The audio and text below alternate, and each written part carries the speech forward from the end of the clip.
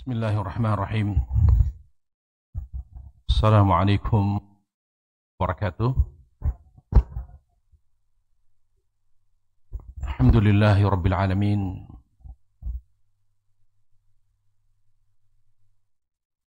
Wal aqibatu lil muttaqin fala udwana illa 'alal zalimin wassalatu wassalamu ala Rasulillah wa ala alihi wa sahbihi wa man tabi'ahum bi ihsanin ila yaumiddin. Amma ba'd. Alhamdulillah, kita selalu bersyukur kepada Allah Subhanahu wa taala. Bersyukur dengan selalu mengingatkan diri kita untuk selalu ikhlas dalam beramal, dan bersyukur dengan menjaga tauhid dan menjauhi segala bentuk kesyirikan. Dan juga bersyukur kepada Allah Subhanahu wa taala dengan berkomitmen untuk meneladani Rasulullah sallallahu alaihi wasallam. Karena tanpa dua hal tersebut, yaitu tauhid, ikhlas, dan juga mencontoh Rasulullah SAW, maka kita belum dianggap oleh Allah Azza wa Jal bersyukur kepadanya Subhanahu wa ta'ala. Untuk lebih meyakinkan kita bahwa bersyukur kepada Allah dengan dua cara, lihatlah surah Al-Kahfi ayat terakhir. Ayat 110. Di ayat itu Allah jelaskan bagaimana cara bersyukur kepada Allah dengan benar. Demikian pula surah Al-Mulk ayat 2. Allah katakan liyabluwakum ayyukum ahsanu amala. Untuk menguji kalian siapa di antara kalian yang paling baik amalannya, yaitu amal yang ikhlas dan sesuai dengan tuntunan Nabi sallallahu alaihi wasallam. Jadi kalau ada di dalam hidup ini, di dalam hidup kita yang berkurang dari keberkahan, dari kebahagiaan, dari hal-hal yang kita harapkan, maka kita bisa evaluasi pada dua aspek tersebut. Aspek ikhlas dan tauhid, dan aspek komitmen kita terhadap tuntunan Rasulullah. Kalau kita misalnya banyak amal kita yang kita kerjakan bukan karena Allah, maka secara otomatis akan banyak keberkahan yang hilang dari hidup kita. Jadi kebahagiaan, keberkahan, keselamatan, itu semua ditentukan oleh ikhlas dan tauhid, serta yang kedua ditentukan pula oleh tuntunan Rasulullah sallallahu alaihi wasallam.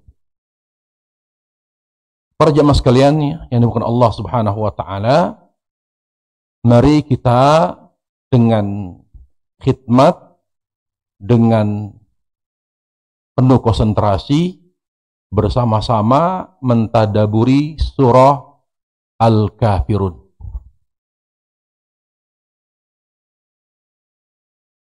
Surah Al-Kafirun termasuk surah pendek yang disunnahkan dibaca di sholat maghrib. Tuntunan Rasulullah SAW membaca surah-surah pendek pada sholat maghrib.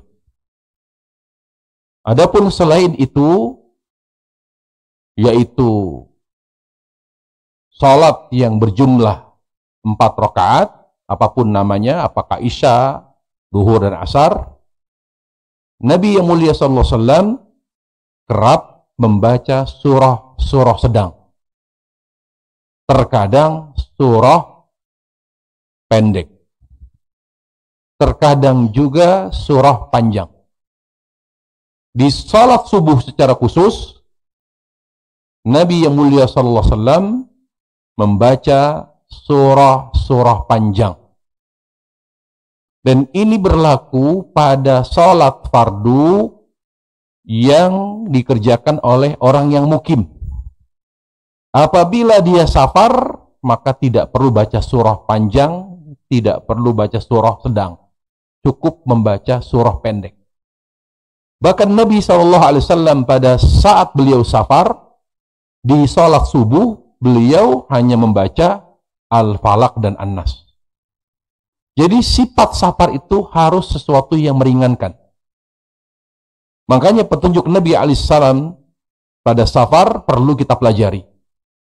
Sehingga tidak heran di sana ada banyak sekali keringanan yang Allah Subhanahu wa Ta'ala berikan kepada seorang musafir.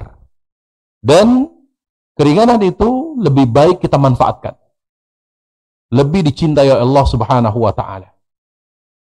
Dari keringanan-keringanan safar yang Allah berikan, yang sepatutnya kita manfaatkan, kita gunakan, ya, karena Nabi alaihissalam bersabda, innallaha yuhibbu an tu'ta rukhasuhu kama yaqra an tu'ta ma'siyatuh. Allah sangat senang apabila rukhsah yang diberikan kita manfaatkan sebagaimana Allah benci ketika kita bermaksiat kepadanya. Jadi rukhsah itu diberikan. Misalnya qasar, mengqasar salat. Ya. Kemudian tidak wajib salat Jumat bagi laki-laki. Demikian pula tidak wajib salat Id ketika safar. Ya. Maka itu dimanfaatkan dengan baik. Para jamaah sekalian yang Allah Subhanahu wa Ta'ala, kita mendapatkan pahala besar bukan karena beratnya amal. Kita mendapatkan pahala besar dari Allah Jalla wa'ala karena amalan kita sesuai dengan tuntunan Nabi Sallallahu Alaihi Wasallam. Misal, mana yang lebih besar pahalanya? Salat dengan qasar di saat safar dan safarnya mungkin tidak melelahkan, atau mengerjakan salat dengan sempurna. Misalnya 4 rakaat, kita bilang yang lebih besar adalah yang mengerjakan salat asar, duhur 2 rakaat dengan qasar. Yang lebih besar pahalanya. Kenapa 2 rakaat lebih besar daripada yang 4 rakaat? Karena mengerjakan 2 rakaat bukan karena ringan bagi kita, mudah, tapi karena amalan itu sesuai dengan tuntunan Nabi Sallallahu Alaihi Wasallam. Kembali kepada surah Al-Kafirun. Surah Al-Kafirun juga dinamakan dengan surah Al-Ikhlas. Meskipun nama tersebut lebih spesifik, ya, lebih spesifik bagi surah yaitu Qul Huwallahu Ahad. Kenapa surah Al-Kafirun juga dinamakan surah Al-Ikhlas? Ini yang harus kita buka, kita ungkap. Pertama, para jemaah sekalian, dari amalan Nabi SAW, beliau ingin membuktikan bahwa surah Al-Kafirun juga termasuk surah Al-Ikhlas.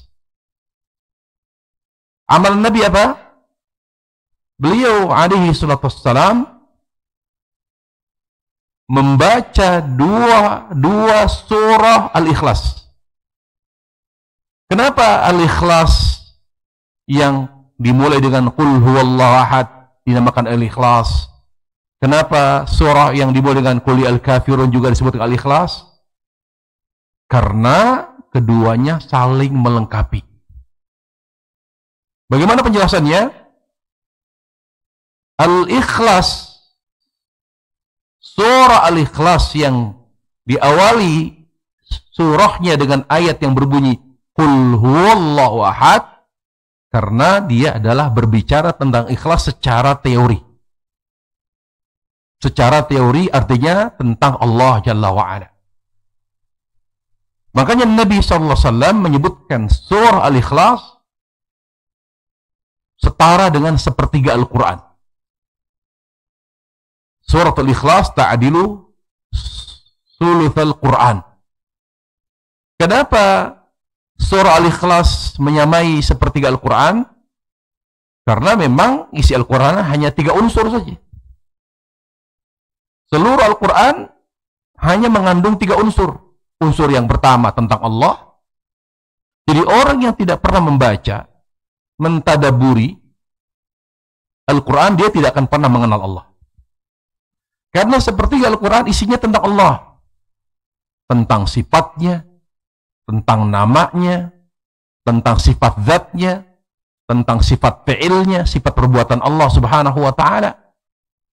Itu intinya. Jadi kita tidak akan pernah mengenal Allah, apalagi mencintainya, kalau kita tidak mengenal sifat Allah. Banyak sekali ayat yang Allah sajikan ini, yang kalau kita menelaahnya, mentadaburinya, kita sadar bahwa kita sangat tidak mengenal Allah Subhanahu wa ta'ala. Sangat tidak mengenal Allah Subhanahu wa ta'ala. Kemudian sepertiga yang kedua, ayat dalam Al-Quran berbicara tentang hal-hal yang Allah cintai dan hal-hal yang Allah benci. Hal-hal yang Allah cintai disebut dengan perintah.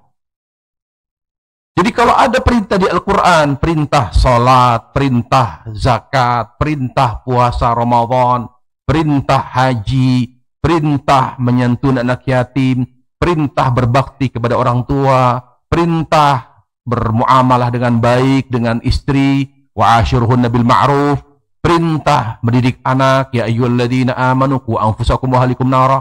Itu artinya semua itu sesuatu yang Allah cintai.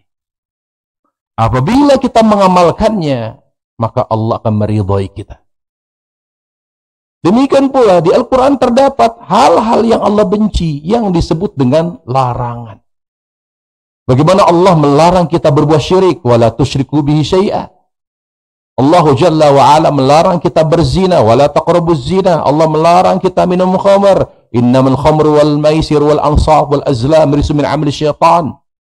Bagaimana Allah Jalla wa ala melarang kita memakan harta anak yatim. Wala ta'kuluha bidu israf wa bidara. Janganlah kamu makan harta anak yatim dengan berfoya-foya. Janganlah kamu menyakiti hati orang miskin. Ya. Dan lain sebagainya. Semua larangan itu artinya sesuatu yang Allah benci. Jadi masalah perintah dan larangan bisa kita laksanakan dan tinggalkan. Kuncinya apa? Ketika kita punya kekuatan cinta kepada Allah. Jadi yang membuat kita berat menjalankan perintah, yang membuat kita enggan meninggalkan larangan Allah, karena di hati kita tidak ada kekuatan cinta kepada Allah kecuali sangat lemah.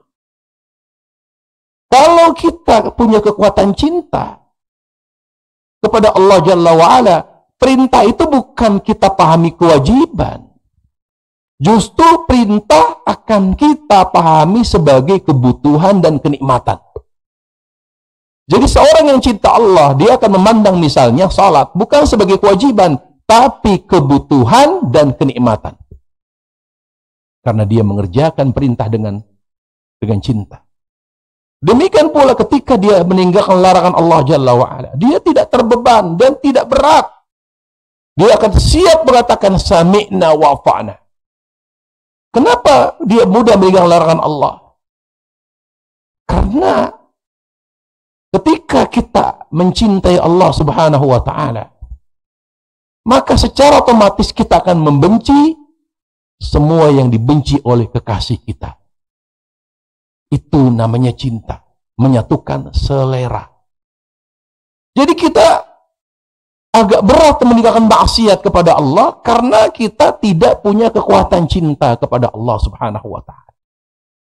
Nah, bagian Al-Qur'an yang terakhir, yaitu sepertiga terakhir, isi Al-Qur'an adalah kisah tentang orang-orang yang Allah cintai dan kisah tentang orang-orang yang Allah benci. Itulah 3 unsur atau 3 isi Al-Quran. Jadi, apabila disimpulkan kata ulama, Al-Quran itu sebetulnya surat cintanya Allah. Sehingga seorang tidak ada yang merasa bosan dengan Al-Quran. Sejak awal sampai kiamat, semua orang, bahkan orang kafir sekalipun, pasti akan menikmati Al-Quranul Karim. Kembali kepada surah Al-Ikhlas. Surah Al-Ikhlas yang dimulai dengan Qul Huwallah, dia adalah surah Al-Ikhlas secara teori, yaitu data tentang Allah.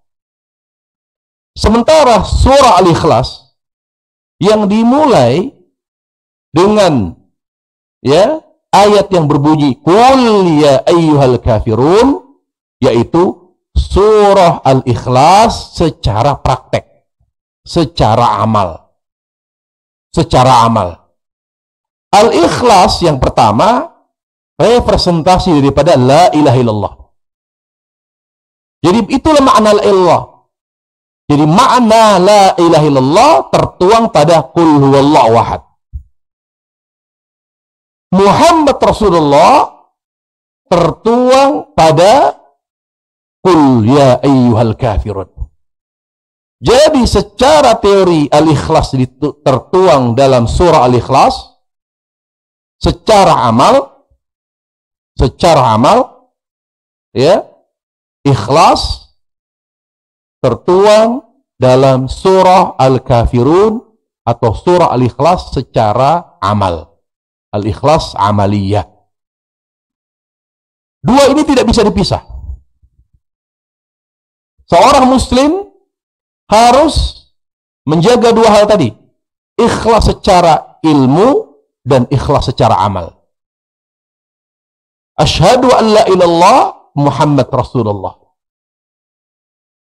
Sehingga secara praktek Nabi SAW senantiasa membaca dua surah ini di beberapa salat sunnah. Dan ini perlu kita amalkan dalam rangka menghidupkan sunnah Nabi SAW. Beliau yang pertama membaca dua surah ini di qobliyah subuh. Di qobliyah subuh beliau selalu baca Al-Kafirun, Al-Ikhlas. Yang belum mempraktekkan, diamalkan. Di setiap salat qobliyah subuh, beliau alaihi salatu wassalam selalu membaca rakaat pertama Al-Kafirun, rakaat kedua Al-Ikhlas. Yang kedua, beliau membaca dua surah itu di qobliyah, beliau membaca surah tersebut di salat ba'diyah maghrib. Karena ba'diyah qobliyah maghrib bukan sunnah muakkadah. Jadi tidak patut untuk kita rutinkan. Yang dirutinkan itu ba'diyah maghrib. Jadi kita membaca dua surah tersebut, Al-Kafirun dan Ikhlas, pada sholat ba'diyah maghrib. Yang kedua, atau yang ketiga, dua surah tersebut dibaca di sholat sunnah tawaf. Sholat sunnah tawaf. Jadi ketika kita selesai mengerjakan tawaf, lalu sholat di belakang yang sejajar dengan makam Ibrahim, atau dimanapun, kalau tidak mendapatkan tempat atau ruang yang kosong, di belakang makam Ibrahim, dimanapun, karena namanya sholat sunnah tawaf. Jangan lupa di dua rakaat itu membaca, di rakaat pertama Al-Kafirun, rakaat kedua Al-Ikhlas. Saya tambahkan satu lagi, di witir. Rasulullah SAW di witir pertama, rakaat pertama baca Al-A'la, rakaat kedua Al-Kafirun, rakaat ketiga Al-Ikhlas. Lihat, jadi pada 4 salat beliau selalu mengiringi bacaan Al-Kafirun dengan Al-Ikhlas. Apa pesan yang disampaikan oleh Rasulullah? Kita Muslim jangan pernah berpisah dengan 2 hal tadi. La ilaha illallah, Muhammad Rasulullah. Baik, kita buka surah ini. Al-Kafirun juga disebut dengan surah Al-Ikhlas secara amal. Surah Al-Kafirun secara amal. Apa artinya?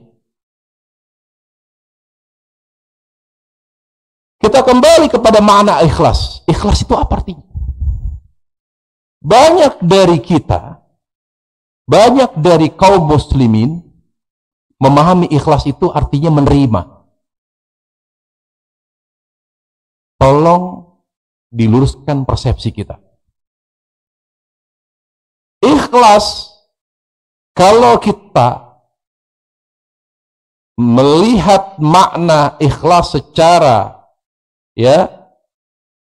secara etimologi, secara bahasa, secara terminologi, secara istilah, ikhlas itu kalau bicara ikhlas secara etimologi artinya tulus, murni. Bukan menerima. Menerima itu masuknya bab sabar. Jadi apa arti ikhlas? Mudah-mudahan majelis ini bisa membuat kita memahami ikhlas lebih baik. Ikhlas itu artinya cinta secara terminologi ya. Etimologi yang pertama bahasa, sekarang secara istilah. Ikhlas itu artinya, kalau kita merujuk kepada definisi ulama tentang ikhlas, banyak sekali beraneka ragam. Tapi kesimpulannya, ikhlas itu cinta yang tulus dan murni kepada Allah, hanya kepada Allah. Itu ikhlas. Cinta yang tulus dan murni hanya kepada Allah.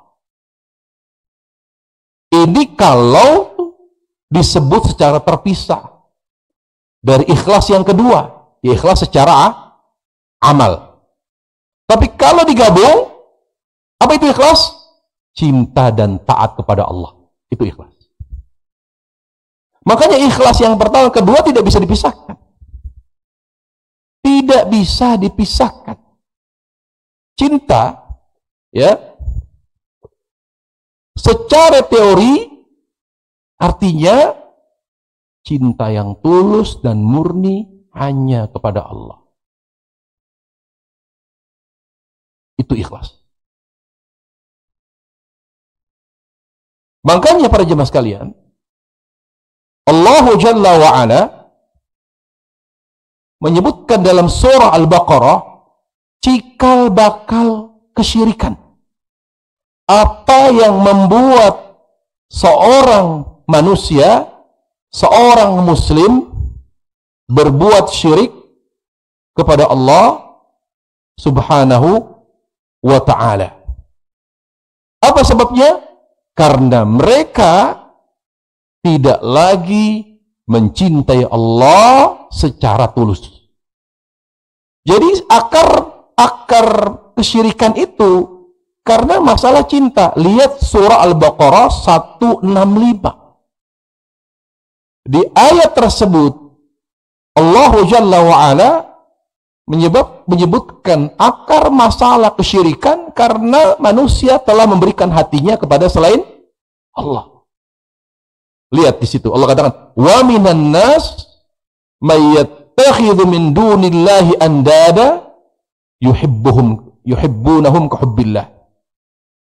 Di antara manusia ada yang menjadikan bagi Allah sekutu, artinya berbuat syirik. Kenapa mereka berbuat syirik? Allah sebutkan yuhibbunahum, karena mereka mencintai selain Allah seperti mencintai Allah. Jadi akar masalah syirik itu masalah cinta. Jadi makna ikhlas itu apa artinya? Cinta yang tulus dan murni hanya kepada Allah. Kalau bicara secara teori. Tapi kalau bicara secara utuh, maka ikhlas itu cinta dan taat kepada Allah. La ilaha illallah, cinta secara teori, cinta. Muhammad Rasulullah, cinta dalam bentuk taat. La ilallah, cinta dengan hati. Muhammad Rasulullah, cinta dengan amal. Bisa dipahami? Bisa dipahami? La ilallah, cinta dengan hati. Muhammad Rasulullah, cinta dengan amal. Lihat korelasi ayat ini, Al-Baqarah 165 dengan Ali Imran. Ali Imran ayat 31. Ali Imran ayat 31 juga bicara cinta, tapi secara amal. Apa kata Allah? Surah Ali Imran 31. Qul in kuntum tuhibbunallah. Lihat, Allah berbicara tentang cinta. Katakanlah ya Muhammad, apabila sampaikan kepada umatmu, apabila kalian mencintai apa? Siapa mencintai siapa? Allah. Maka buktikanlah cinta kalian kepada Allah dengan mengikuti Rasulullah Sallallahu Alaihi Wasallam. Jelas ya? Jadi Al-Baqarah 165 menjelaskan bahwa ikhlas secara teori cinta yang tulus dan murni kepada Allah. Jelas? Secara amal taat kepada Rasul Sallallahu Alaihi Wasallam. Makanya para jemaah, kata Syekhul Islam Taimiyah rahimahullahu taala, taat kepada Rasul, mengikuti tuntunannya bukan tujuan. Bukan tujuan. Kenapa kita mengikuti Rasul? Nah, ini penting. Kenapa kita harus mengikuti Rasul? Ya, yang pertama karena perintah Allah. Allah berfirman yang menyebutkan tentang perintahnya dengan jelas dan tegas kepada kita semua agar mengikuti Rasul. Allah berfirman misalnya, wattabi'u la'allakum tahtadun. Ikutilah dia agar kalian mendapatkan hidayah. Laqad kana lakum fi Rasulillah uswatun hasanah. Telah ada pada Rasulullah, pada diri Rasulullah suri tauladan yang baik, dan banyak sekali ayat yang senada dengan ayat-ayat tersebut yang isinya perintah mengikuti roh. Pertanyaannya, kenapa Allah perintahkan kita, wajibkan kita untuk mengikuti Rasul? Dan ini harus menjadi pertanyaan besar bagi diri kita yang harus kita cari jawabannya. Dijawab oleh Syekhul Islam Ibn Taimiyah. Kenapa Allah mewajibkan kita mengikuti Rasul Sallallahu Alaihi Wasallam? Karena kata beliau, mengikuti Rasul Sallallahu Alaihi Wasallam satu-satunya. Ini saya pelan loh. Kalau sudah pelan saya bicara masih tidak paham, berarti ngantuk. Ya, karena mengikuti Rasul Sallallahu Alaihi Wasallam dan mengikuti petunjuknya satu-satunya jalan menuju ikhlas.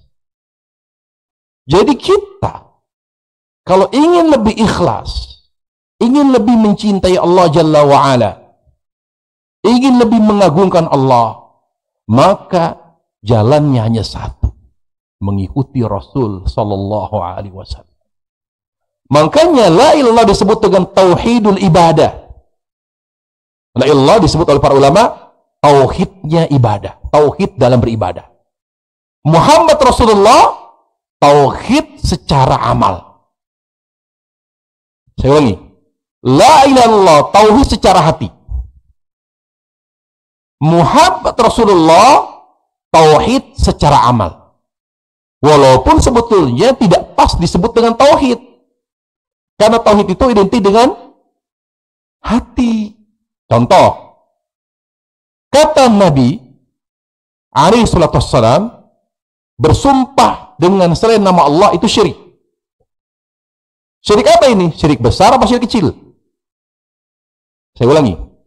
Rasulullah SAW bersabda, "Man halafa bi ghairillah faqad asyrak." Barang siapa yang bersumpah dengan nama selain Allah, maka telah berbuat syirik. Ingat, tauhid itu domainnya hati. Mari kita bedah. Bersumpah dengan nama selain Allah, para ulama sepakat haram. Dan juga syirik karena Nabi menyatakan itu. Tapi apakah syirik kecil apa syirik besar? Di sini dijelaskan para ulama.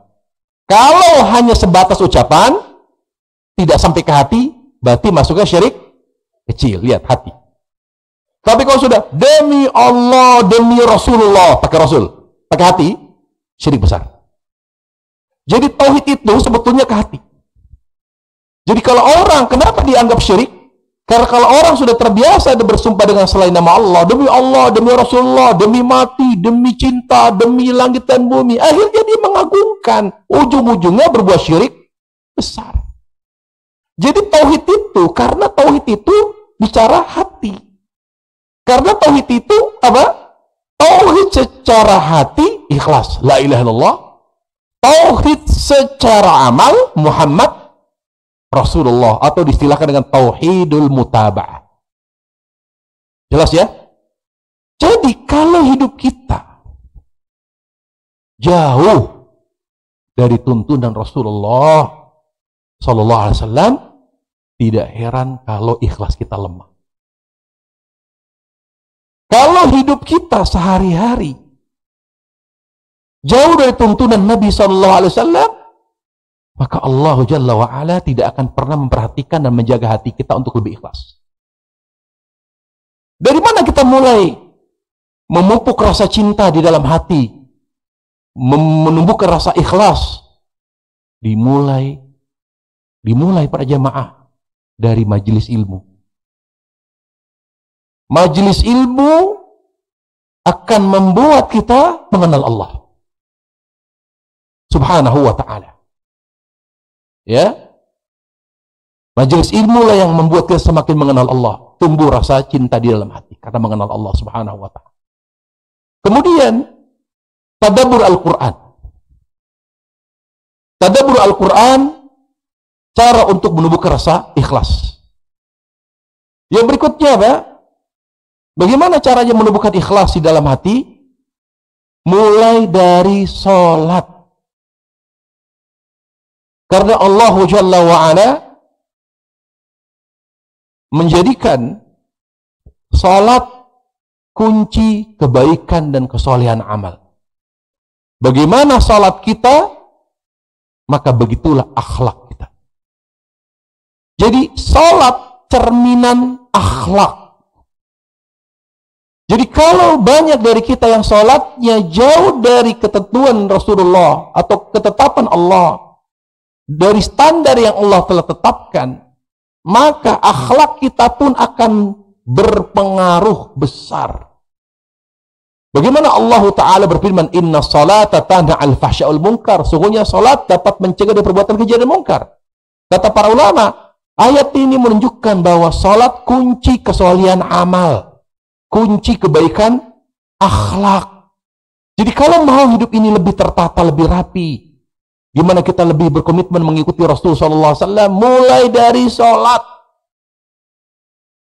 Sholat kuncinya di sholat. Makanya tidak ada amal di dunia ini yang Allah perintahkan untuk dijaga kecuali sholat. Kalau kita tidak bisa menjaga sholat, maka Allah tidak akan pernah menjaga hati kita. Kalau Allah sudah tidak menjaga hati kita, maka hidup kita akan berantakan. Hidup kita pasti tidak berkah.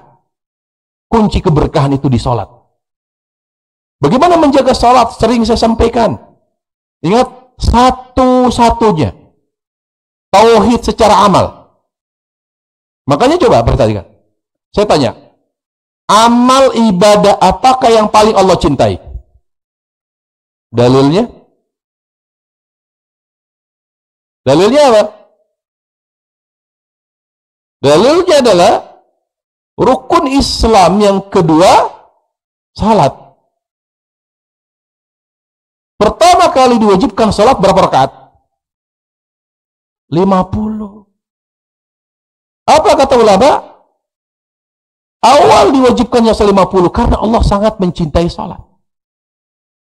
Tapi karena Allah menyayangi umat Nabi Muhammad SAW, sehingga Allah Jalla wa'ala memberi keringanan dari 50 waktu menjadi 5, tapi pahalanya sama dengan 50 waktu. Subhanallah. Dan sholat satu-satunya amal yang membuat sebagian ulama menganggap kafir orang Islam yang tidak sholat. Sementara zakat, puasa Ramadan, haji, ulama tidak yakin kafir. Tapi untuk perkara sholat, kalau ada orang Islam tidak sholat walaupun sekali, kafir. Dan ini adalah pendapat Imam Ahmad bin Hanbal. Kenapa? Karena bukti orang Islam itu ya sholat. Bukti keislaman seorang sholat. Bukan KTP, bukan jenggot, bukan cadar, bukan hijab. Tapi sholat. Anda muslim, buktinya apa? Sholat. Dalilnya apa kata Nabi? Al-ahdul ladhi bainana wa bainal kufri as-salah. Batasan antara iman dan kufur, sholat. Lihat, batasnya. Al-ahdul ladhi bainana bainal kufri as-salah. Batasan antara Islam dan kufur apa? Sholat. Faman tarakaha faqad kafar. Yang meninggalkan salat berarti melampaui batas. Jadi bukti, satu-satunya bukti orang itu Islam apa? Salat. Jadi kalau ada orang tidak salat berarti kafir. Walaupun mengkafirkan perlu proses. Tapi secara teori, orang Islam mengaku Islam tapi tidak salat, sebetulnya dia ingin beritahu, saya tidak lagi Islam.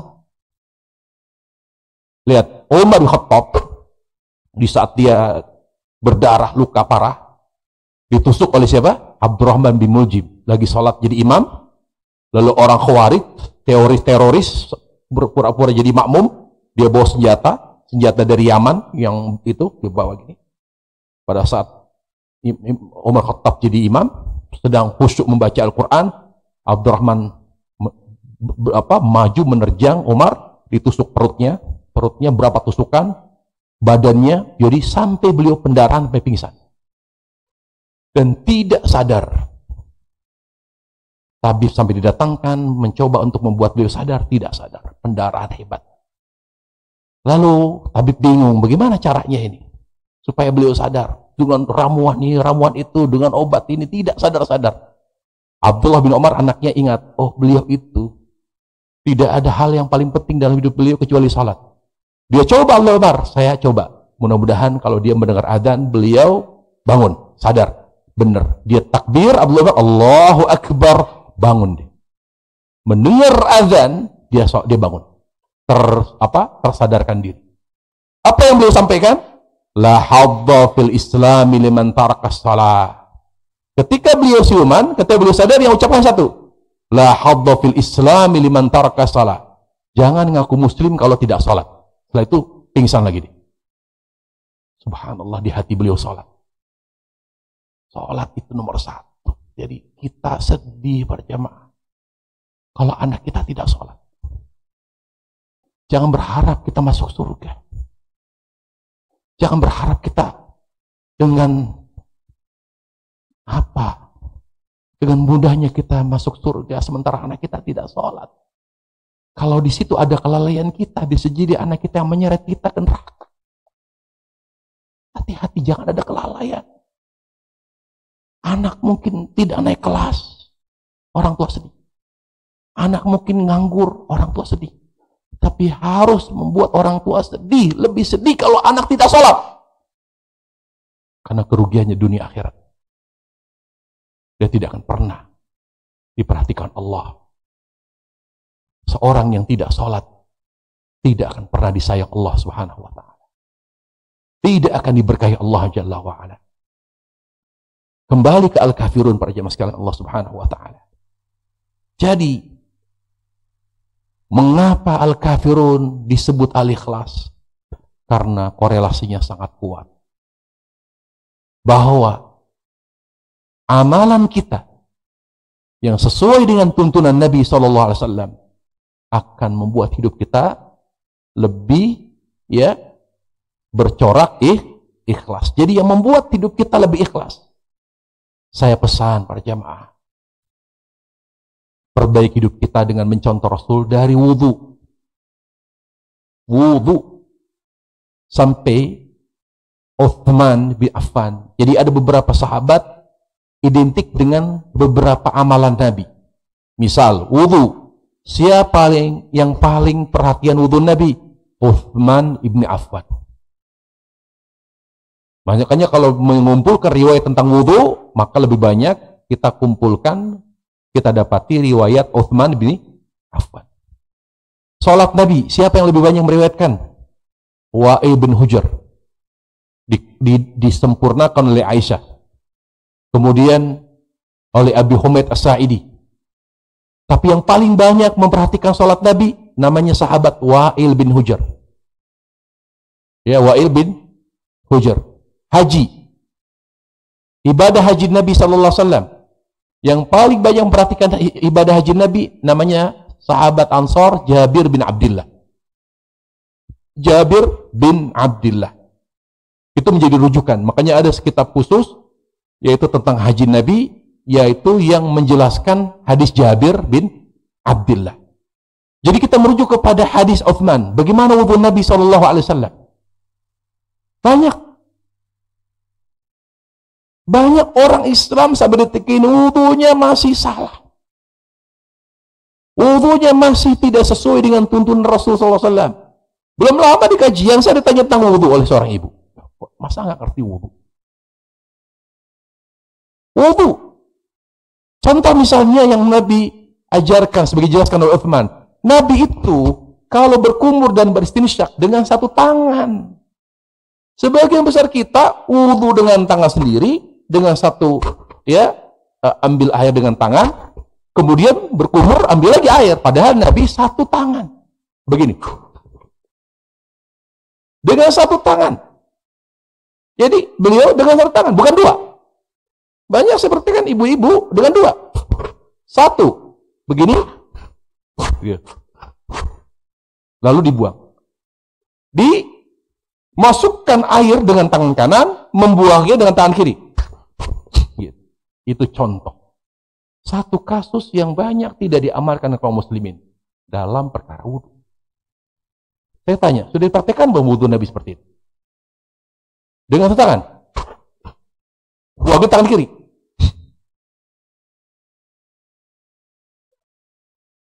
Apapun jawabannya, sudah dipraktekkan belum?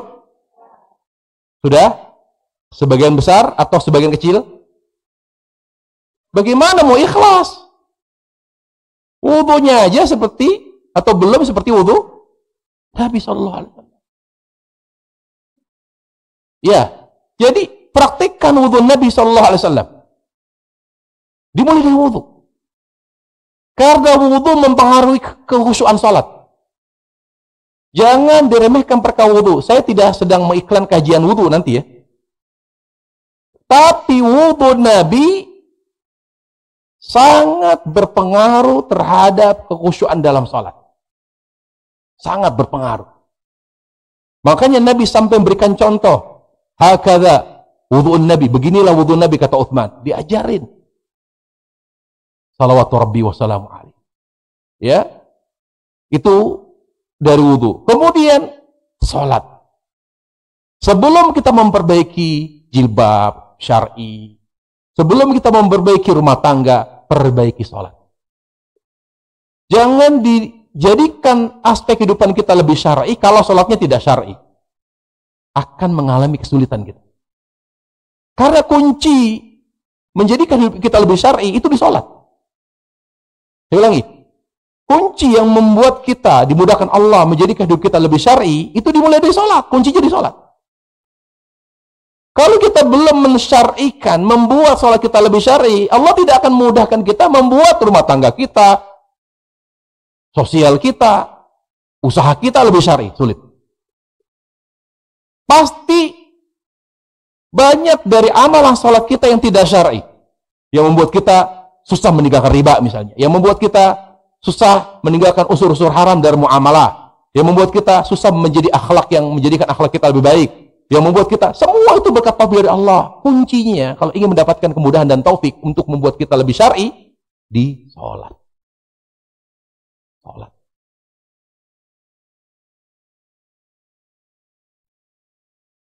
Dari takbir sampai salam.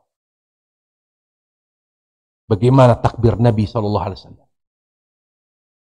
Makanya saya khusus dalam buku saya itu, ya, di buku ini, coba apa namanya, di buku dikir, ensiklopedia dikir pagi petang atau dikir sehari semalam, buku ensiklopedia, satu bab khusus saya bahas tentang sifat sholat Nabi SAW. Jadi ini ada beberapa bab ya, kalau kita lihat di sini apa namanya, buku ini cetakan baru, ini hasil tulisan saya. Ada satu bab tentang sholat Nabi. Jadi sebelum sholat ada wudhu. Jadi di sini juga saya terangkan wudhu Nabi, kemudian sholat, kemudian makanya ini dibahas di kajian lain oleh ustadz lain. Beberapa kajian saya dengar ini juga dibahas buku ini. Saya senang karena alhamdulillah saya dapat keberkahannya.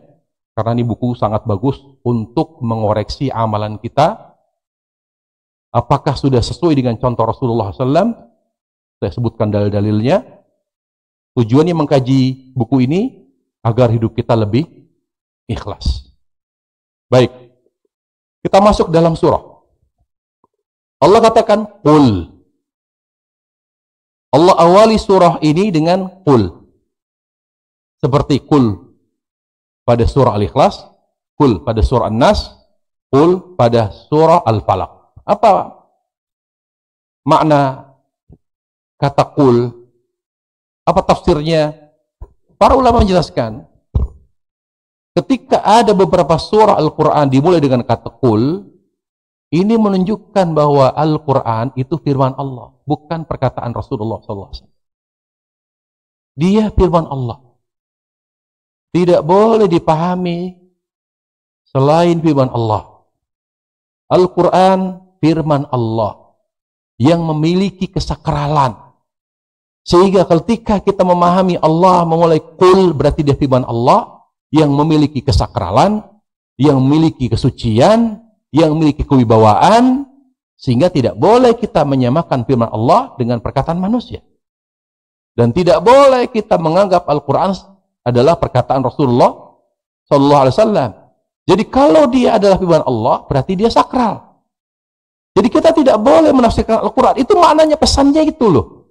Pesan dari Allah, Qul ya ayyuhal kafirun, Qul huwallahu ahad, Qul a'udzu birabbin nas, Qul a'udzu bifalaq. Apa artinya? Ini firmanku yang memiliki kesakralan. Jadi jangan sembarang menafsirkan apabila tidak punya ilmu, tidak punya alat utama untuk menafsirkan Al-Quran. Bahkan Imam Suyuti rahimahullah ta'ala dalam kitab Al-Itqan, beliau menyebutkan lebih dari 15 syarat seorang layak menafsirkan Al-Quran. Di antaranya apa? Menguasai bahasa Arab. Kok ada seorang misalnya mengkaji Al-Quran dan tafsirnya, dia tidak bisa bahasa Arab. Bagaimana bisa menelaah Al-Quran? Itu syaratnya ketat. Kenapa? Allah katakan, Qul. Jangan sembarang menafsir Al-Quran. Tidak boleh Al-Quran berdasarkan ilmu cocok logi, tidak bisa. Harus ada yang namanya usul tafsir. Landasan-landasan tafsir. Bagaimana kaidah-kaidah tafsir. Kemudian Allah katakan, Ya ayyuhal kafirun. Apa makna Allah? Wahai orang kafir. Berarti dalam Islam hanya ada dua. Muslim atau kafir. Tidak ada non-muslim. Itu menyederhanakan bahasa saja. Ya mungkin kita dalam dakwah, masa kita bilang kepada keluarga kita yang kafir, kafir, kan nggak gitu. Tapi secara hati, secara lisan dan amal, kita harus nyatakan mereka kafir walaupun mereka keluarga kita. Itu artinya. Karena Islam tidak mengenal kecuali Muslim atau itu pilihannya. Lalu kafir ada dua. Ada musyrik, ada ahlul kitab. Nanti ada pembahasan tersendiri. Tapi, apa maksudnya Allah? Ya ayyuhal kafirun. Yang pertama, Allah ingin tegaskan status keagamaan seorang manusia hanya dua. Apakah dia muslim atau kafir? Nggak ada, setengah-setengah nggak ada. Kalau Ramadan muslim, lepas Ramadan muslim. Misal, kalau misalnya dia nikah sama wanita muslim, muslim. Tapi kalau kembali ke keluarganya yang non-muslim, kafir. Atau paginya muslim, malamnya nggak bisa begitu. Harus muslim. Dari mana muslim? Pertama, dari syahadat. Terlepas dari hati dia benci atau dia terpaksa, Islam tidak lihat, tidak masuk ke hati. Yang kedua apa? Salat. Pertama syahadat, dua salat. Jadi kalau ada pertanyaan, beberapa statement dari saya, kayak kasus dibilang ada teman saya, dia dakwah di Jerman, dibilang banyak wanita-wanita muslimah menikah dengan orang Jerman. Di mana setelah mereka menikah, laki-lakinya bersyahadat, tapi sehari-hari masih minum minuman keras, masih ini. Gimana ini? Jawaban kita, dia bersyahadat, bersyahadat. Salat, salat. Urusan minum, terus mau zina, minum urusan dia. Yang penting kalau dia menyatakan muslim, dia harus bersyahadat dan salat. Itu yang membuat dia melekat dengan agama Islam. Syahadat dan salat. Jadi, ya ayyuhal kafirun, kita tidak boleh lagi menghadirkan golongan yang ketiga. Golongan manusia itu hanya dua, muslim atau kafir. Dia terus tegas, dia kafir. Terus, ya ayyuhal kafirun. Kenapa Allah menyuruh kita mengatakan, wahai orang kafir? Artinya, kita ini harus menganggap orang di luar Islam sebagai orang kafir. Secara hati dan secara sikap. Nggak boleh orang di luar Islam kita anggap saudara. Tidak. Ingat itu. Dari mana ayat ini? Coba Allah bilang apa? Wahai orang, ada nggak wahai saudaraku? Saudara itu yang hakiki, saudara seagama, saudara seiman. Tapi Ustaz, bagaimana dengan orang tua saya? Bagaimana dengan kakak saya, adik saya yang tidak Islam? Berarti dia saudara senasab. Tapi bukan hakikat persaudaraan. Hakikat persaudaraan yang abadi sampai akhirat, persaudaraan di atas iman. Makanya para jemaah sekalian, kita harus tunjukkan sikap bahwa mereka yang tidak Islam ya kafir. Tapi bukan berarti kita mengkafirkan, putus silaturahim, tidak. Muamalah baik tetap berjalan. Tapi ketika sudah masuk wilayah ideologi, kita tidak boleh masuk. Ini maknanya. Siapa yang saling memahami toleransi ya, dia mengatakan misalnya, pertama makna toleransi ketika misalnya dalam pernikahan, wanita muslimah tidak boleh ditutup. Ini saya ajarkan asal hukum. Asal hukum dalam Islam dalam pernikahan, perbedaan agama tidak menghalalkan pernikahan. Itu asal hukum. Asalnya. Jadi tidak usah bingung. Asal hukum pernikahan beda agama haram. Asalnya haram. Kecuali yang dikecualikan oleh Allah dan Rasulnya. Apa kecuali apa? Laki-laki muslim dengan wanita ahlul kitab yang menjaga kesuciannya. Adapun yang berzina tidak boleh. Wal muhsanatu minal ladzina utul kitab. Jadi dikecualikan Allah hanya satu. Muslim laki-laki menikah dengan wanita ahlul kitab. Apakah masih ada? Itu menjadi polemik. Tapi intinya kalaupun misalnya ada, berarti siapa ahlul kitab? Wanita yang menganut agama Kristen atau ya. Selebihnya boleh atau tidak berarti? Tidak boleh. Tidak boleh. Karena asal hukum pernikahan beda agama haram. Siapa yang menghalalkan? Yang melegalkan dan menghalalkan, yang berakibat konsekuensi hukumnya halal, berhubungan intim, siapa? Penghulu? Pemerintah? Catatan sipil? Allah. Allahu Jalla wa'ala dengan ucapkan qabiltu, saya terima. Yang menghalalkan hubungan intim Allah, yang berhak menghalalkan hanya Allah Subhanahu wa ta'ala. Berarti dalam hal ini kita harus nyatakan wanita muslimah kepada laki-laki non muslim atau kepada laki-laki yang tidak Islam, katakan Anda tidak halal. Ini maksudnya. Ayat ini sebetulnya mengkritik wanita-wanita yang bingung. Hanya berdasarkan cinta dia terima laki-laki yang tidak Islam. Berarti dia dalam ayat dia sholat. Misal, ada wanita muslimah, dia tetap sholat. Suaminya Kristen misalnya. Dan dia sering baca surat ini. Dalam sholatnya. Qul ya ayyuhal kafirun. Sebetulnya apa? Dia membaca surat itu sedang melaknat dirinya. Sedang mengutuk dirinya sebetulnya. Kamu wanita tidak tahu diri gitu. Sebabnya dia sedang mengkritik diri dia. Kenapa? Anda muslim, jangan berikan kesucian Anda kepada laki-laki kafir, tidak boleh. Anda muslim, harus sekufu. Sekufu itu yang paling tinggi, seagama. Levelnya beda. Sekarang yang mulia di sisi Allah muslim atau kafir? Masa ibu-ibu, akhwat-akhwat, wanita muslimah mau direndahkan hanya karena wanita laki-lakinya tampan? Bilang, sorry bro, lu gak level, gitu dong. Ketika di agamanya tidak Islam, berarti tidak bukankah syarat menikah selevel? Sekufu.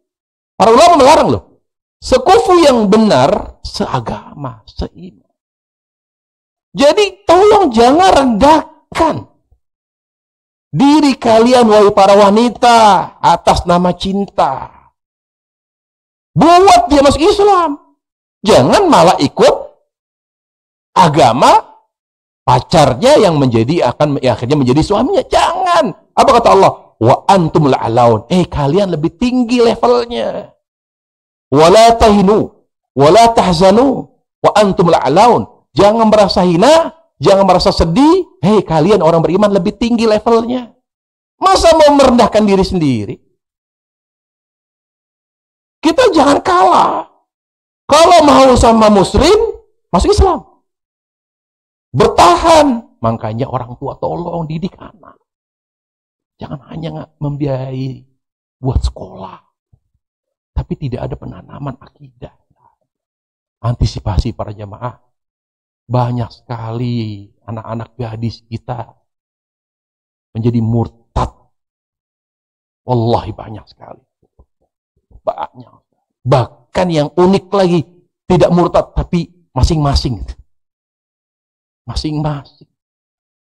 Sedih saya. Ya, saya nggak bercerita. Saya pernah ngisi daerah Gandaria. Terus si ibu ini bilang, Ustaz tahu adik saya? Siapa? Itu loh yang nikah sama artis itu. Kami sedih, bapak itu didikannya luar biasa. Tapi karena bapak kami meninggal, kami udah nggak punya pegangan. Akhirnya adik kami karena dengan cinta akhirnya menikah dengan pacarnya. Dan akhirnya agamanya masing-masing. Ibu sampai pikiran meninggal ibu kami. Bayangkan, makanya para jamaah.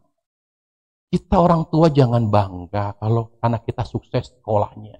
Sebelum dia agamanya kuat, kita jangan dulu merasa bangga. Itu yang bikin kita sedih ketika agama kita memiliki akidah yang lemah. Ya. Itu. Kemudian yang kedua, ya ayyuhal kafirun, artinya kita harus tegas. Tegas. Membatasi diri kita hanya pada wilayah Islam. Yang bukan wilayah Islam, kita harus menghindar. Seperti melegalkan simbol-simbol hari raya yang melegalkan keyakinan mereka. Itu tidak boleh masuk kita. Kita tidak boleh masuk. Jadi sebetulnya, ini maaf, ayat ini mengkritik mereka yang masih mengucapkan ucapan selamat hari raya kepada non-muslim. Berarti ayat ini mengatakan, hei kalian tidak konsisten dengan Islam kalian. Karena apa? Di sini coba perhatikan. Wahai orang kafir, apa artinya? Berarti wilayah saya Islam, wilayah kamu. Saya nggak boleh masuk. Betul tidak? Kamu kalau mau masuk wilayah saya, masuk Islam. Sebagaimana saya tidak mau masuk wilayah kalian. Kalau ada orang Islam masih mengucapkan ucapan selamat hari raya orang selain Islam, apapun agamanya itu, berarti dia Berarti dia berseberangan dengan perintah Allah. Berarti kita tidak mengatakan wahai orang kafir. Gitu. Terus perhatikan. Ayat kedua, ayat ketiga kok agak mirip dengan ayat keempat dan kelima, ada pengulangan. La a'bud ma ta'budun. Wala antum abiduna ma'abud. Wala ana abidum ma abadtu. Wala antum abiduna ma'abud. Perhatikan. Kalau ada pengulangan ayat yang kira-kira sama, kurang lebih sama, ada pengulangan ayat ya, berarti ada maksud tertentu. Tidak mungkin tidak ada maksud. Berarti ada pesan, ada makna tersendiri. Karena tidak mungkin ada pengulangan tanpa maksud tertentu. Apa itu? Di situ muncul ulama yang berbeda pendapat. Tapi mereka sepakat. Pengulangannya, yang pertama agak berbeda. Kalimat pertama berupa kata kerja. La a'bud, saya tidak beribadah. Saya tidak menyembah Tuhan kalian. Wala antum a'bidu, demikian pula kalian tidak beribadah kepada Tuhan kami. Di ayat yang keempat dan kelima bukan berupa kata kerja, tapi berupa isim, berupa predikat. Ya. Jadi predikat, subjek, objek. Beliau ini yang kedua itu predikat. Wala anat. Saya tidak beribadah. Saya bukan pelaku ibadah terhadap Tuhan kalian. Jadi di ayat yang pertama, di kalimat yang pertama menyebutkan apa? Kata kerja atau predikat. Yang ini yang kedua subjek, pelaku. Ada perbedaannya? Mari kita buka. Pertama, pesannya, kalau kita, yang dikuatkan oleh para ulama, pesannya apa? Yang pertama adalah, sekarang saya tidak akan pernah berbuat syirik. Sekarang, saya nyatakan, saya tidak akan pernah menerima kekufuran. Jadi makna, la a'bud ma ta'budun. Wala antum abin abud. Makna yang pertama, ini dua ayat ini, saya sekarang ini tidak menerima kesyirikan dan kekufuran. Yang kedua, wala ana abidum ma'abattum, untuk future. Sampai nanti pun tidak akan pernah. Nah itu berarti konsisten. Jelas ya? Jadi di ayat yang kedua dan ketiga menunjukkan komitmen. Sekarang saya berkomitmen tidak akan berbuat syirik, tidak akan pernah kufur kepada Allah. Sampai kapan? Apakah hanya sekarang? Tidak. Wala ana abidum ma'abad.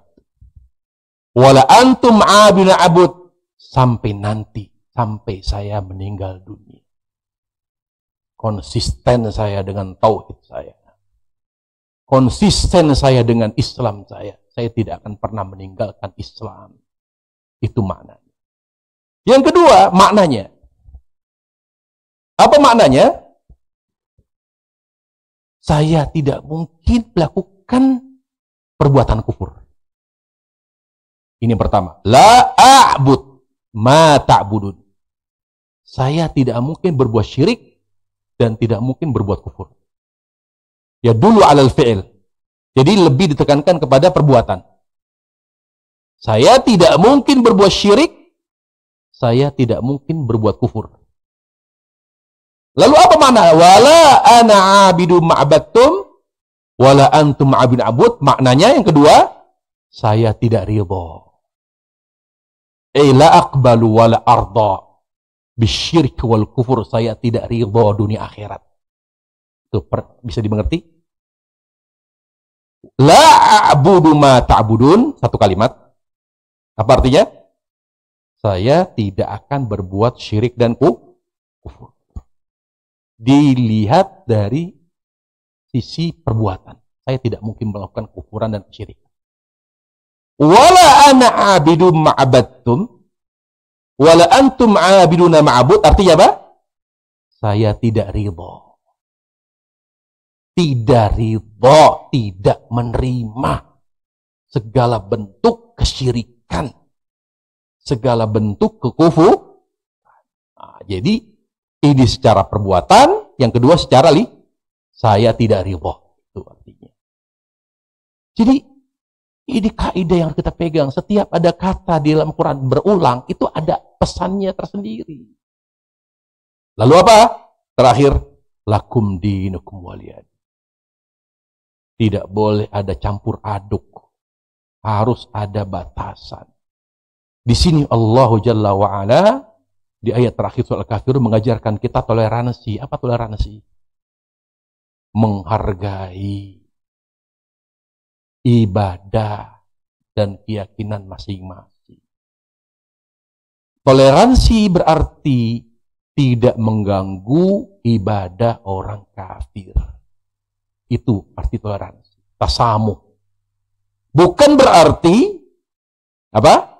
Memasuki wilayah khusus agama mereka, seperti ucapan hari raya, seperti mengucapkan salam kepada mereka. Itu masuk wilayah itu. Seperti tadi mau menikah dengan laki-laki yang bukan muslim, itu sudah salah kaprah dalam makna toleransi. Pahami para jamaah, toleransi yang diajarkan Nabi alaihissalam, apa artinya? Tidak mengganggu ibadah non-muslim.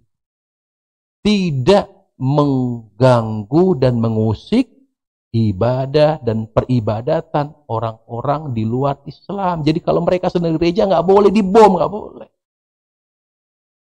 Tapi dakwah tetap. Kalau ada orang musyrik sedang bersembahyang, kita tidak boleh. Tapi dakwah terus. Jadi makanya Islam tidak mentoleri namanya teroris, itu nggak benar itu. Islam bukan agama teroris.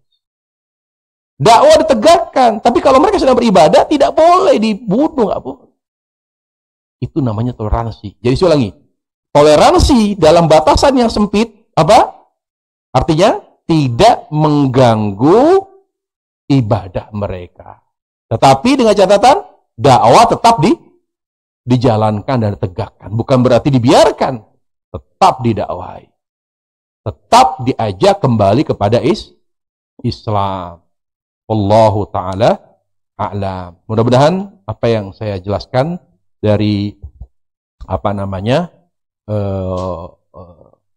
surah Al-Kafirun ini, dan terakhir adalah ayat ini turun sebelum ayat jihad. Ya.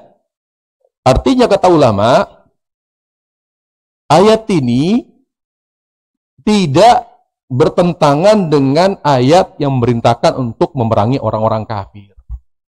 Tapi ingat, perang itu, jihad itu tidak hanya dengan senjata. Jihad terbesar dengan apa? Dengan ilmu. Jadi kalau ada di antara keluarga kita masih belum memeluk agama Islam, kita harus tegakkan jihad. Bagaimana? Kita harus sampaikan ilmu. Wallahi para jamaah, jihad dengan ilmu lebih mulia daripada jihad dengan senjata. Apa artinya jihad dengan ilmu? Perangi kebodohan. Terutama terhadap kebodohan diri kita, keluarga kita. Terangkan Islam itu apa? Bagaimana kita menerangkan Islam? Masuknya melalui apa? Melalui akhlak. Jadi kalau kita masih diuji oleh Allah memiliki keluarga yang belum Islam, sabar. Yang kedua, ambil pikat hati mereka dengan akhlak. Tetap menjaga adab, etika. Ya, kita harus berdakwah pertama dengan apa? Dengan akhlak. Setelah berdakwah kepada mereka dengan akhlak, baru dengan ilmu dan hikmah.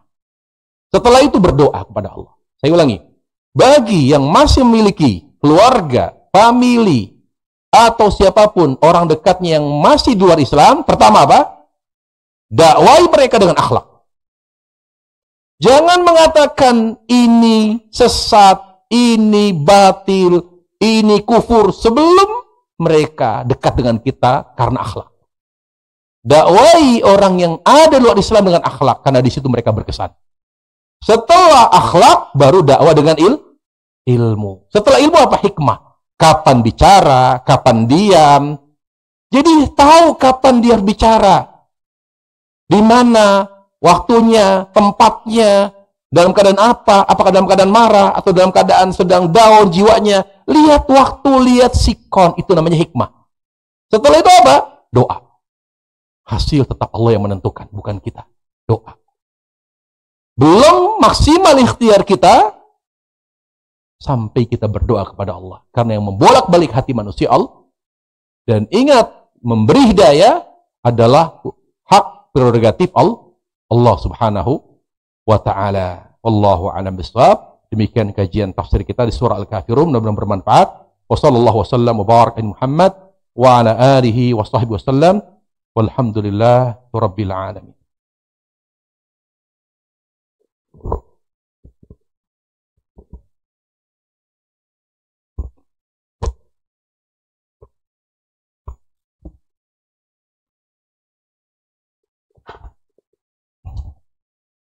Ada yang mengatakan boleh berdoa ketika sujud karena salat itu. Nah, salah satu, jadi gini, tujuan disyariatkannya salat dua, membaca Quran dan doa. Makanya membaca surah Al-Fatihah wajib atau termasuk rukun salat. Ya. Terutama pada sholat yang jumlah rakaatnya sedikit. Maka disunnahkan, ditekankan membaca surah panjang. Masa udah subuh bacanya Al-Kautsar? Kan parah banget itu. Ya. Bagaimana kalau misalnya dia gak hafal surah panjang, tapi ini Ustaz, saya kalau subuh Al-Ikhlas 3 kali. Diulang-ulang itu gimana? Kalau sekali-kali boleh, tapi kalau berkali-kali namanya keterlaluan itu. Masa nggak ada tambahan hafalan? Ya baca ala-ala. Masa ibu-ibu nggak ada yang hafal ala-ala? Ya nanti tambah lagi al-Ghasyiyah, tambah lagi al-Zalzalah, at-Tariq yang panjang, lebih panjang. Yang kedua, tujuan disyariatkan salat itu apa? Untuk berdoa. Makanya ada tempat mustajab, 2 tempat mustajab dalam salat. Di saat sujud dan di akhir salam, di akhir tasyahud maksudnya, sebelum salam. Di saat sujud, bolehkah? Pertanyaan berikutnya. Lalu bolehkah berdoa dalam sujud dengan bahasa Indonesia? Bolehkah berdoa di tasyahud akhir dengan bahasa Indonesia? Boleh tidak? Boleh tidak? Kalau boleh, apakah dengan hati atau boleh dengan lisan? Dalam hati. Dalam hati. Benar. Ibu benar-benar ngaco. Kenapa? Doa itu amalan apa?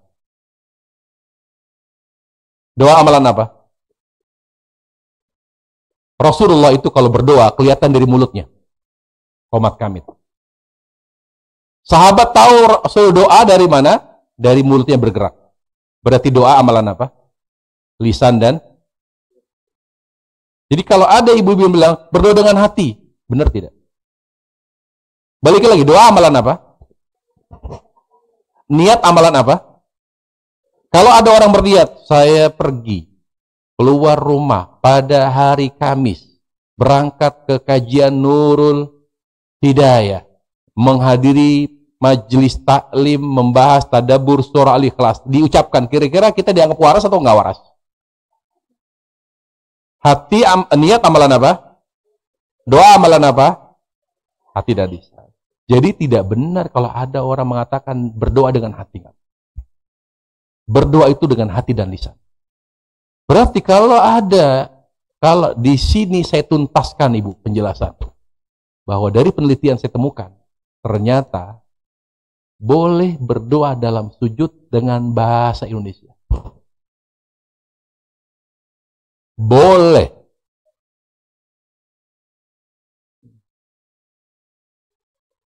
Boleh berdoa dalam sujud dengan bahasa Indonesia. Boleh. Boleh berdoa di akhir tasyahud dengan bahasa Indonesia. Bahkan dengan bahasa daerah sekalipun boleh.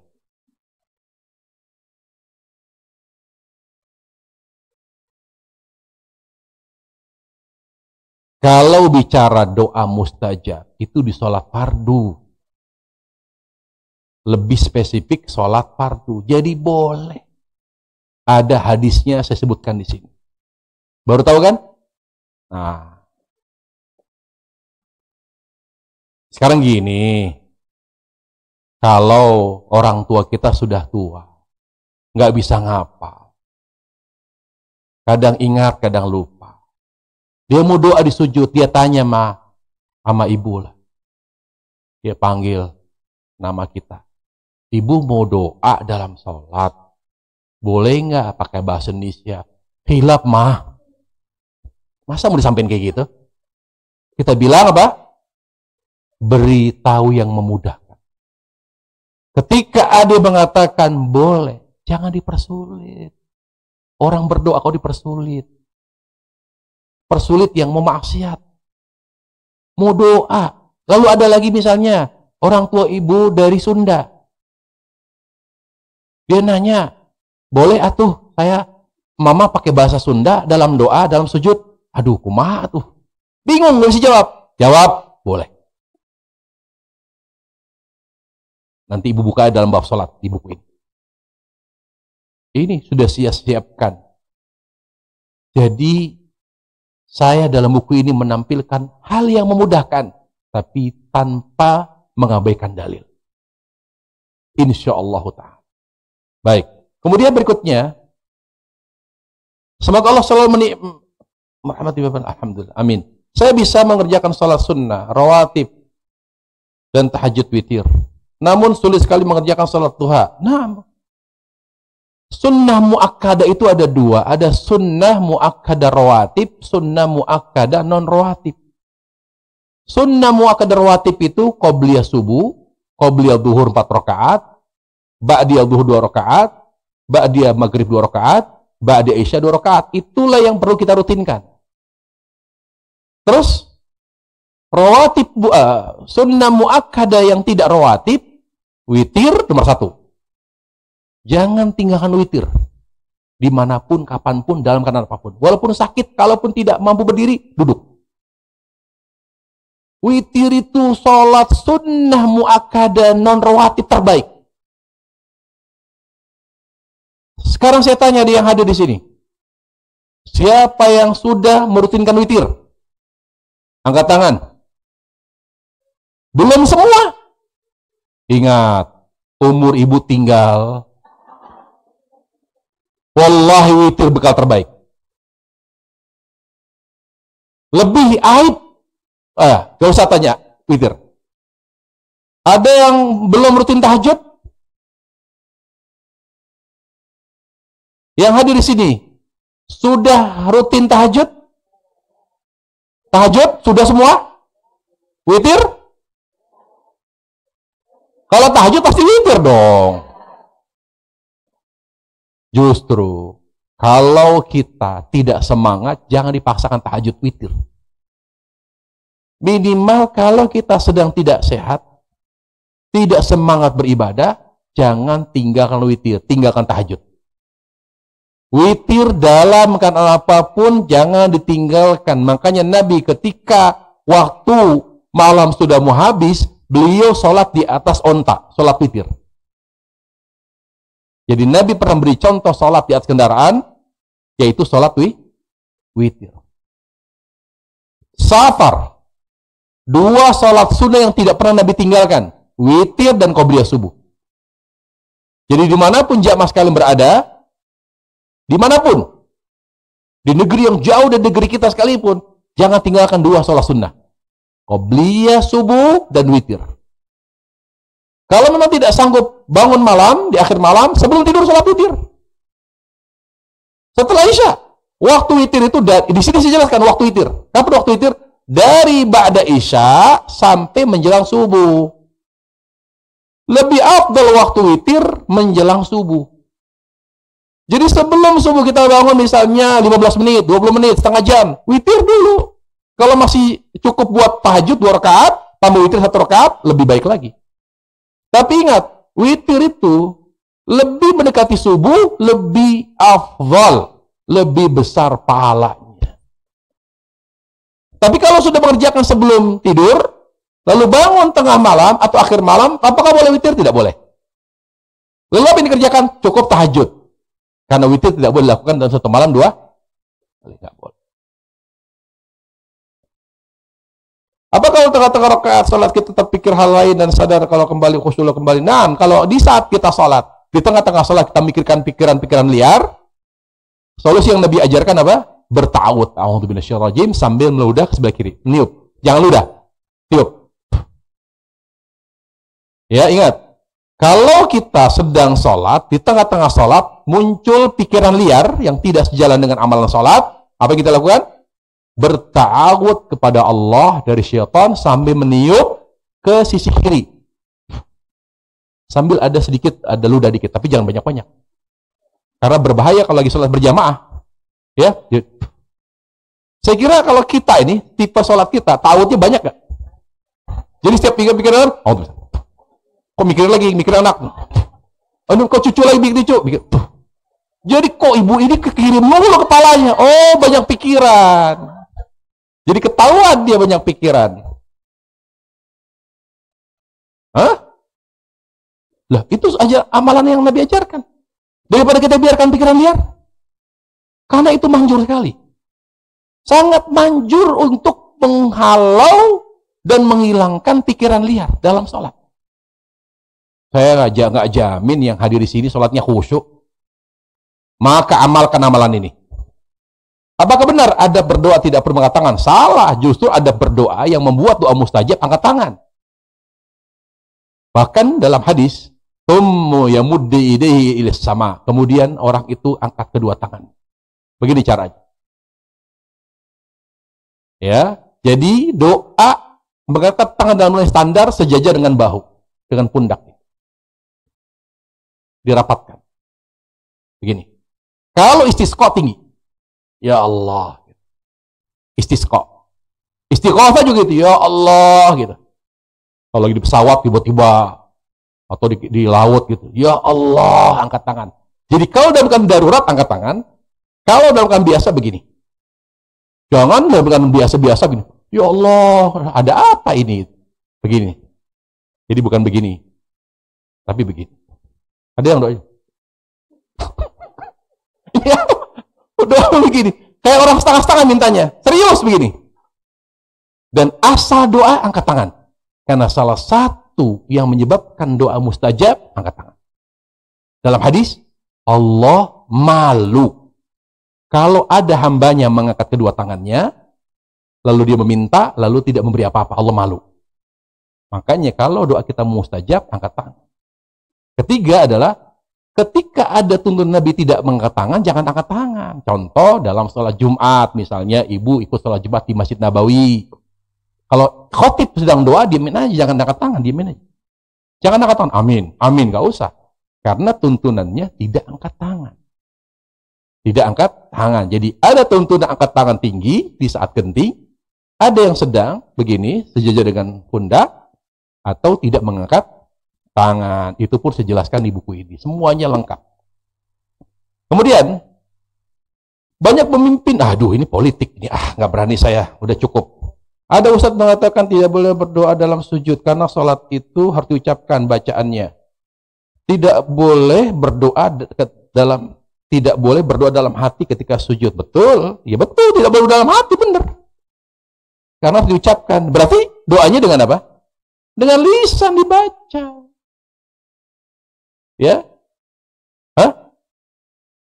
Kan saya bilang tadi, bahasa ibu orang mana, Bu? Dengan bahasa daerah ibu boleh, Bu. Bahasa Indonesia. Karena banyak yang kita ingin minta, nggak tahu bahasa Arabnya, ya kan? Bukankah ibu-ibu ini kalau doa lebih banyak curhatnya? Kalau nggak bahasa Indonesia, gimana curhatnya? Maka insya Allah saya pertanggungjawabkan di akhirat. Jamaah yang hadir di sini saya bolehkan, silakan berdoa dalam bahasa Indonesia dalam sujud. Nanti silakan buka, saya lupa halamannya, di sini saya jelaskan. Saya kutip perkataan seorang ulama besar, Syekh Muhammad Shalih Utsaimin, di mana Nabi mengatakan silakan berdoa sesukanya. Dan Nabi itu nabinya umat, bukan hanya orang Arab kan? Nabi mengatakan silakan berdoa sesukanya. Berarti dengan bahasa apapun kan? Dan itu penguat bahwa seorang boleh berdoa. Sebetulnya walaupun itu sebetulnya pembahasannya di akhir tasyahud. Jadi kita selain baca Allahumma inni a'udzubika min adzab jahannam min adzabil qabr. Oh ya, saya minta ya Allah, saya pengen jadi suami, pengen punya suami yang lebih soleh ya Allah. Saya minta suami saya lebih soleh ya Allah. Doa. Karena doa yang sangat mustajab di saat sujud dan di akhir tasyahud sebelum salam. Sebelum salam. Terakhir, waktu umroh, amalan sunnah apa yang bisa kita lakukan? Tawaf. Karena hanya tawaf yang bisa kita kerjakan di sana. Adapun sholat sunnah, bisa mungkin tahajud. Tapi untuk qobliyah, ba'diyah jangan dikerjakan. Karena selama safar, qobliyah, ba'diyah ditinggalkan. Jangan mengerjakannya walaupun di Masjidil Haram. Jangan mengerjakan qobliyah dan ba'diyah walaupun di Masjid Nabawi. Karena keutamaan Masjidil Haram, keutamaan Masjid Nabawi hanya berlaku bagi sholat fardu. Jadi Allah Jalla wa'ala tidak melipat gandakan pahala sholat sunnah di situ. Yang dilipat gandakan 100.000, yang dilipat gandakan 1.000 itu sholat fardu. Tapi boleh nggak Ustaz saya sholat tahajud? Lebih baik kalau mau tahajud, Nabi tidak meninggalkan tahajud di saat safar. Tapi kerjakan di hotel aja. Bangun misalnya jam 3, di hotel sholat. Setelah sholat menjelang subuh berangkat ke masjid bersama suami, bersama anak. Sholat apa? Fardu. Duha. Karena syuruk itu terkait dengan masjid. Jadi kita duduk habis subuh di Masjidil Haram, di Masjid Nabawi, kita tidak pulang, duduk di tempat yang sama dengan sholat subuh, sambil baca dikir setelah sholat fardu, dikir pagi, baca Quran. Setelah waktu syuruk itu tiba, yaitu terbitnya matahari dengan sempurna, sholat syuruk 2 rakaat. Setelah itu pulang. Kalau duha sebaiknya di hotel. Apa bedanya syuruk dengan duha? Saya jelaskan di buku ini. Syuruk dengan duha sama. Terjadi khilaf para ulama, tapi yang sahih syuruk dengan duha sama. Hanya bedanya apa? Pertama, syuruk bedanya dari segi cara, di mana dia harus di masjid. Ustadz, bagaimana kalau itu bagi laki-laki? Belum selesai saya. Bagi wanita, karena ada yang bingung. Bagaimana mereka, para kaum wanita yang sholat subuhnya di rumah? Memang afdalnya di rumah. Apakah bagus syuruk? Berlaku. Selama dia duduk di tempat subuh yang sama, berzikir, baca Quran, setelah matahari terbit dengan sempurna, sholat syuruk di rumah. Bagi laki-laki, sholat syuruk di masjid. Dan keutamaannya beda. Ada keutamaan khusus, yaitu mendapatkan pahala umroh, haji, sempurna. Itu pahala dan keutamaan daripada sholat syuruk. Kalau dia tidak duduk di tempat yang sama, boleh atau tidak? Boleh, cuman pahalanya berbeda. Misalnya dia bangun, dia lupa. Ya, dia kemana dulu, tiba-tiba, aduh lupa, belum syuruk nih. Sudah waktu syuruk, syuruk boleh atau tidak?